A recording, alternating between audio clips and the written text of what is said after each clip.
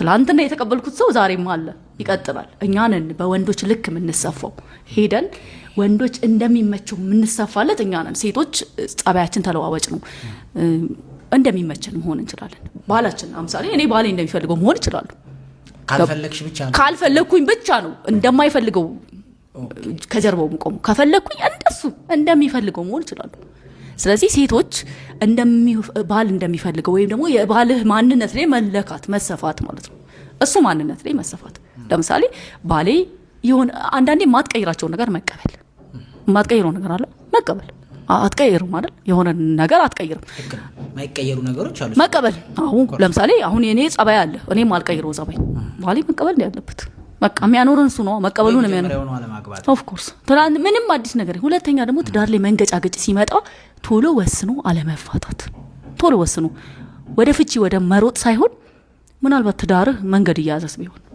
የምትንገጫገጭበት ጊዜ ሲሆን መስመር እያያዝክስ ቢሆን አንተ እየተስተካከለስ ቢሆን ትክክለኛ የድብቁ ማንነት ወጥቶስ ቢሆን ገባ መጥፎ ማንነት ወጥቶስ ቢሆን ስለዚህ የዛን ጊዜ ቆም ብሎ ማሰብ የዛን ጊዜ የምትችልበትን ትግስት ማፍራት በቃ ራስን መቆጠብ ለአንድ ሰው መኖር ነው ትዳር እኔ ነኝ ለባሌ መኖረው ባሌ ነው ለኔ የሚኖርልኝ ምንም አይነት ኤክስፔክቴሽን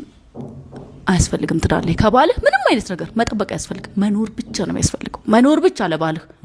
አንተ መኖር ብቻ ነው ያንተ ኃላፊነት እግዚአብሔር የፈቀደልን እንድትኖርለት ነው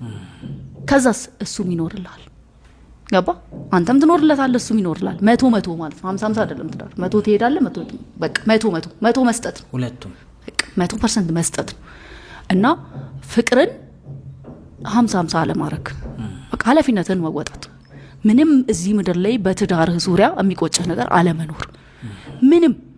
የምታስተካክለውን ነገር ሁሉ መሞከር ገባ አንዳንዴ እሱ ነው እንደዚህ ያረጋው ብለህ ከማለት